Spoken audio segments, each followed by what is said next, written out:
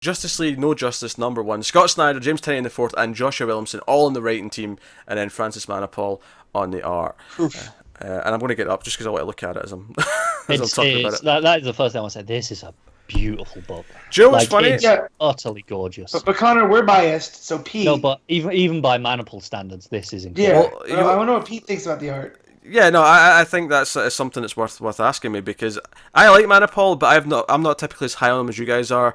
I think this is the best Manapul art I've seen. Yeah. Yeah, I do want to say, because often Manapul does his own colours. He's not here. It's hi-fi, and I think it's just the second page. You have that big, huge double-page spread. Well, I want to say I think that's actually why I like it more than I usually do, because I think the colours are a little bit different. They've got a little bit more. They're not as definition to them. Yeah, they're not watercolory. Exactly. Yeah, there you go. That's exactly what I was getting at. Manapul's colours are usually a bit flatter than this. Yeah, and I think there's some of the darker moments later on with the shadows and stuff actually work better because of the way the colouring is, and I think it has more mood because of that. That's fair. It's stuff like here the Superman. It pops a little more because it's a bit of a brighter blue. It just kind of stands out a touch. So the issue begins. Well, obviously there's a little bit at the start with the Green Lanterns going out to the Source Wall, and we get nothing else of them. So who knows, what fights they're fighting? Who knows, if they're all just screwed? We don't know. Mystery. We'll get back to that. Well, it's smart that this is a big cosmic story, and you take the cosmic police off the board real quick. Yeah. But it's that page of them at the Source Wall is just okay. I'm in for this book immediately. And it's Guy Gardner going okay, yeah, you're saying this is a leak in the boat, but this is a Source Wall. It's bigger than that, and and then you get the scale. That's fantastic. Yeah, it's absolutely huge. And then you have basically we start with Brainiac. And Brainiac sort of drones are fighting with all the teams. So we see the Titans are fighting Brainiac clones. We're seeing Teen Titans fight them. We're seeing the Suicide Squad fight them. So you get a sense of this big global scale. And then we get to the big reveal. Okay, the Justice League are fighting Brainiac himself and his armor. Yeah, and it's big. It's bold. Superman's fighting him, and there's some fighting going on. Flash is running around trying to save the rest of the team, but ultimately, Brainiac's captures everyone. That's kind of what this all builds up to. It starts off with some traditional, okay, Justice League's fighting Brainiac, there's fighting going on, and it looks great. But it's all building up to no, Superman, I'm not here for what I usually am. No. And then we cut to, and I like that we actually start with on characters who are not the main Justice League. We start with Beast Boy. By the way, Bear Beast Boy here looks great. That's my first thought. Fantastic. Yeah. Of course, Matt loves the bear. I love that he wakes up and he's like, Brainiac will kill us all, and then Harley's like, Bear will kill us all. Bear will eat us all. Yeah. Well, and she's like fuzzy wuzzy, so she's doing the fuzzy wuzzy rhyme. Yeah. In her sleep, it seems. That's good. Yeah. And they're with Starfire and Zatanna, so you've got a real weird, team here. My question: where did Zatanna come from? Just because she wasn't with any of the teams, right? He's obviously grabbed her as well. Well, we see later on, he's grabbed villains, he's grabbed, multiple people. No, it's true. I just think it was interesting that he throws her in with these, but, just separately, whereas he doesn't take Aquaman, it seems, as much as he subdued him. He's there in that fight. That first double-page spread, if you go through the panels, Brainiac's attacked New Orleans, New York, Metropolis, Happy Harbor, and San Francisco. So those are the ones that they're reporting on. So you can kind of, the Teen Titans are in New York. The Titans are in New York. Teen Titans are in San Francisco. The Justice League were in Metropolis. So who was in Happy Harbor? And then we know Suicide Squad was in New Orleans, because that's where Belle Reve is. So it makes me wonder if a lot of these other characters were at the Hall of Justice that Snyder was, teasing, they just go and hang out and stuff. That's Dr. Fate and Zatanna. Who else? Yeah, because when they stumble out of the room and they get to the big main lobby and all the bottled cities are around, we see Dr. Fate's there, Martian Manhunter, Ryan Choi, Raven, Damien, and what I liked about this is that Martian Manhunter's front and center, and I said this on Twitter this week that I really like that in this what we've seen of Justice League is that it doesn't just feel that he's here to make us happy that he's back. It feels like he's actually a prominent member of the team. He's a heavy hitter. In that way, he carries emotional weight because he seems to be the therapist of the Justice League, he knows everyone's problems. They can confide in him. And here, he's that calming presence because you have Damian trying to fight Dr. Fate. Because of course he is. You know? Yeah. So, and then you have him going, all right, Damian, you need to calm down. We're going to figure this out. I also love Choi admiring the shrinking tech. He's like, you have a whole city in here. This is even better than my tech. I must examine this. I can appreciate that. So obviously they're like, oh, we have to find Brainiac and kill him, and then Brainiac steps out, and he's already talked to the main members of the Justice League. He's talked to the core 4 plus Cyborg, and I did that intentionally. I'm sorry. Well, I think that's interesting because Cyborg's not around, is he? What do you mean? Cyborg's not. But he's there then. But you don't really see him much at the end of the issue where everything's kicking off.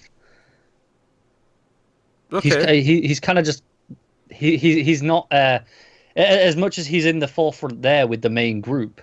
Come the end, he's shunted to the back, whereas all the rest of the main group are at the forefront. I don't know if that means anything in story reasons, if it's just they're less interested in using him. It's kind of their. No, he's given a prominent spot, more so than like Luthor or even Lobo, because he's closer to the camera, for lack of a better term. So yeah, okay. I was just thinking, in terms of the main league, you got Superman and Wonder Woman and Batman right at the front, and then Flash and Rashman are just behind them, and then Cyborg shunted all the way to the back line, with the other ones. I'll tell you what I love. Well, they're already where they need to be. They don't need them to teleport anywhere, so they're like, just go hang out back there until we need you. All right. What point are you trying to make here, though? I just thought it was interesting that he kind of feels like as much as this starts off by going, oh, he's with the main group, it's like, never mind, forget about it. It's almost like he's not actually as important as it seems. He'll be a heavy hitter on the Wisdom team, or is he on Wonder? He's on Wisdom. He's all in red anyway. Okay. The Flash. Yeah. So it's him in the Flash, I'm sure, with Robin and Harley. Yeah. So here's something I like here. I like that immediately Brainiac's like, yes, I'm telling the truth. You're familiar with this lasso of truth. He just holds it up. It's like, okay, on. I'm telling the truth. It's happening. Yep. So he quickly dispels that, and then he explains the Omega Titans, these celestial beings that have come out from behind the Source Wall, and the 4 brothers. There's the 4 Omega Titans, and they represent the 4 teams we've got. Entropy, wisdom, wonder, and mystery. And he's like, okay, so they look, just on a design level, they look fantastic. Oh, sure, yeah, absolutely. And he's like, okay, I've redistributed you all into teams. You've got your matching colours and symbols and whatnot. By the way, I never realised how much I would enjoy, and it's only one little moment, but Gar with Batman. Hey, I'm on Team Batman. Not now, Gar. Not now, man. I really like bringing it like, look, I took you out that quickly, and it's like, I could have just explained it to you. This is why I'm redistributing the teams, because you're not your most efficient. Yeah. Because you're so formulaic, I can just take you out. But there was no point explaining that, because then you wouldn't listen. So I just did it, just to prove that how easy it was. And obviously he reveals that the first planet being attacked is Kolu. So it's like, hey, my home world's under attack. You come and save that. It's personal for him. And as an insurance policy, I've made sure that they'll go to Earth next. Like I've planted like a little seed, if you will. He wouldn't be Brainiac if he didn't do something like that. Oh, of course. Yeah, he's still a villain, basically. I mean, is that ultimately what we're getting at? But basically, Batman points out, wait a minute, all these teams are like, lopsided. One's get 5, one's get 4, one's get 3. Come on, like there's people missing. We need more heroes here. And that leads, of course, to the reveal that the rest of the teams are made up with villains. And we get the full page spread of Lex Luthor, Sinestro, Deathstroke, Etrigan, Starro, with Starbro, sorry, with the ha. Now this is a Justice League. Him with attitude is cracking me up. I'm loving it. That's why he's Starbro.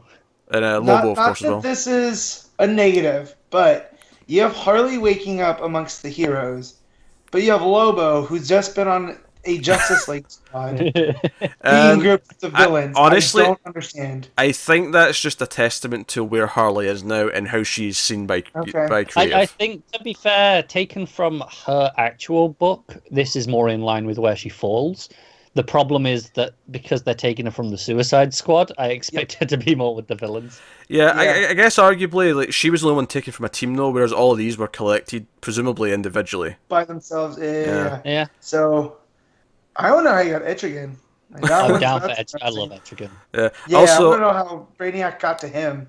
Actually, we're not quite there yet. We got to see with Amanda Waller. Amanda Waller's getting Task Force 11 ready, whoever that is. And then we turn the page, and it's this room full of psychics, and they're all hooked up. So she's basically coming for Brainiac, and she's got like lots of psychics to sort of combine their psychic power to take on Brainiac. They're all hooked up with the chairs, so they're all linked. And me and Matt were debating earlier as to some of the identities of some of these. Cause some of them are obvious. Maxwell Lord's at the front. We see Hector Hammond, the Green Lantern villain, at the back.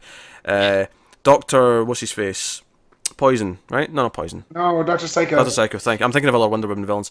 Yeah, but he's there at the back. We were debating the red dude to the left because Matt said the Sparrow, and while I get why he's saying that, he's missing his fin, he's missing his third eye, although theoretically it could be covered. So third eye could be covered by the headset. It could be. No, absolutely. Yeah. He's also much skinnier than I'm used to seeing him, so I'm not convinced. Here's the thing, too.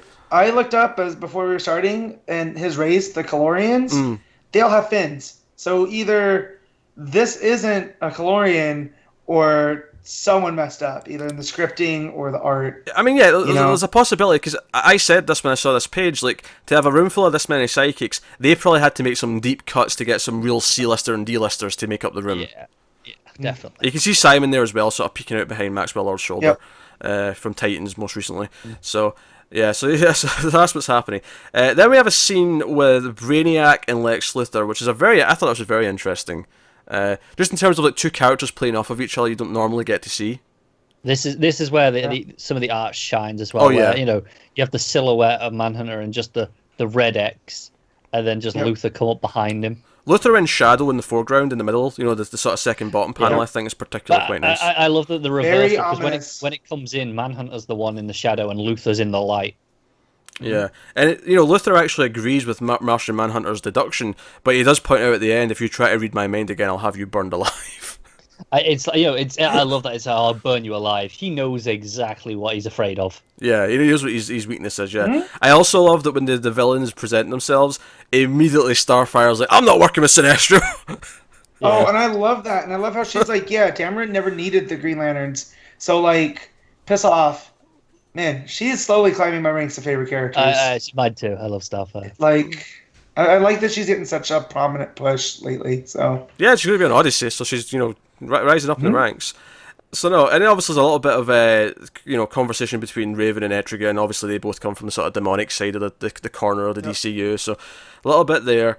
But yeah, so it's basically, so this is what we're going to do. Brainiac's like, stop fighting amongst yourselves. Like, this is important. This is what's going to happen. Damian gives a tut. Yeah, and we get a fantastic big spread of one of the Omega Titans on Kolu. Very well designed. We see all the heroes rather. Well, some of them are villains, but all the heroes just sort of looking up, going, "Shit, what are we going to do here?" It's pretty impressive looking. Yep. Yeah. And then there's some. That is the wisdom one, right? That's come to Kolu. Yeah. And I love about this double page spread is that it's so unevenly spaced. It's the Omega Titan is so huge and it takes up a bit, maybe 3/4 of the page, and then all the heroes are just shunted into that last quarter on the right. Yeah, that's how small they are. Yeah, how small they are. That's exactly how I was going to phrase it. Yeah. So there's a sort of one. Because I wouldn't say there's many wacky layouts in this one, because Manipul can get quite wacky at times. This is probably the wackiest he gets. Is this one? It's the three Brainiac circles, if you will, with a split between this, and it's basically. Amanda Waller's psychics, Task Force 11, attack him, and it leads to our final page, our final moment, in which Brainiac's head explodes. Now, it is worth mentioning, this is just robot Brainiac, he's not dead. At least not for good. Well, that's it, because you could question it up to that point, but when the head explodes, you can see all the mechanical gears. Yeah, when the head pops. So we're left in this predicament, they know what they have to go do, and we got Titans to stop, we got Omega Titans. Yeah, and that title page though, where it just comes and saying "No justice," it's so good. Okay, I as well. The next week, Crisis on Two Worlds. Mm-hmm. All right, play into it, Snyder. Yeah, give me what I want. Lean into it. Yeah. Play it into the classic stories you're referencing. So that's it. So even if this is traditional Brainiac and his head exploded, right? Then this opens the door for a next version of Brainiac, which I'm more than okay with because I like when they update him. Oh sure. Sure. So, but it's clearly the robot. When the head explodes, you can see all the gears. Yeah, but also look at the when Waller's going through stuff in that diagram, it looks like it's a combination of cybernetic and biological. That's the word I'm looking for. So, that's truth to that. That's truth to that. So, but either way, I like that's why I love John's Brainiac story so much, and it's not just for the emotional impact it has, but for what it did for Brainiac, saying that these were all drones, and like he finally met the real one, and he was just as jacked as Superman. It was a physical threat as well. So, anytime you can update that, that's cool. Needless to say, I think we all liked this, right? I think that's pretty clear. Oh, I loved it, yeah. Given the enthusiasm of which we talk about it and went through page by page. Yeah, this feels like an event, and I'm like, I know it's only 4 issues, but honestly, it feels good. That is honestly my only concern about this is that how is this all done in 3 more issues? So my one take back is some of the dialogue is a little bit info dumpy. Oh sure. Like, it feels very video game exposition. Like I kept Brainiac stuff, yeah. Yeah, I kept waiting for the click here for next. Okay, okay. But we are set up now, so now we can just get into it next issue and see. I will say, for you're saying how's it wrapped up. I don't think it is. I think that's why we still have 3 teams afterwards. Sure. I mean, obviously it's continuing leading into the next thing, but I still think there's a concern that all this stuff we're doing, like, we have to have this part of it wrapped up in 3 issues. Yeah, no, that's fair. I feel like it could end with them beating just one of the Titans and the others retreating. Oh, maybe, yeah. No, I can see that. But, like I say, I mean, it's not a big concern, but if I have a concern, it would be that at this point. That's fair. Is that it may be overstuffed in 4 issues. I mean, that's fair, but we were going towards the end of Metal going, how's this going to wrap up? And, ultimately I was pretty satisfied with the pacing, personally. It could have been a bit better, but... not in terms of the release schedule, but, the actual, just what was in the issues. How are you feeling, Matt? No, I'm 100% in. Again, it feels like pre-Infinite Crisis era, and I'm hooked in. Only a week till next issue as well. And if Justice League and the books, the other family of books that are coming out of this can just evoke the feeling of this on a regular basis. The fact that it's 3 writers that I really enjoy, and they're all branching off to each Justice League team, I'm confident. Yeah, it feels kind of like in that era where when they were doing 52 and you had like the 4 or 5 writers who were all kind of the spearheading the universe at that point. It's very much that. It feels so good to be excited about Justice League, and because obviously we've known this was coming for a while now, so we've kind of been excited, but now I've read some of it, I'm like, yeah, okay, I want these books now. I've been this excited for Justice League since midway through the Darkseid War. Then I realized it was going on way too long. So, then it kind of came off, and it's been hit or miss ever since, but this feels like a... And they've openly said that this is going to influence the universe as a whole. And we've already talked about in the news about how we're going to get a new thing in this, the opposite of the Speed Force, the opposite, Lantern Spectrum, all these things. Well, and that's another thing that speaks to the balance, is that's what Brainiac brings up about them. That's why he split the teams, because you need to be balanced, and you can't have balance on a team full of good guys, which makes me worry about the Wisdom team. Because if your villain on that team is Harley, then how balanced could it be? Is that the only villain on that team? I think so. Look at all of them. Sinestro's on. You go through them. Sinestro's on Mystery. Etrigan's on Wonder. Lobo's on Entropy. Deathstroke's on Entropy. Lex is on Entropy. And Starro's on Mystery. I'll take it word for it. I'd have to look at the covers again to know who's on I each would team. Too. But I can't remember off the top of my head. Unless we're counting Damien as a villain, which I definitely could, because he's a little shit most of the time. I mean, he's like you. He's basically you in Robin form. Not... He is pint-sized you. Yes. See? He's mini Matt. No, it was really good. I think it's big and exciting. I think it's teasing a lot of things. It's the character interactions were solid. It was a little bit exposition-y. Art was gorgeous. It's nice to be excited for all this big stuff that's coming, and I'm pumped for next week now. I'm pumped for the next issue. Yeah, I'm excited going forward now. I was like, this is going to be the first thing I read every week now for this month. And keep in mind that we're getting the first issue of Justice League a week after this finishes, so we actually have essentially 5 issues in a row.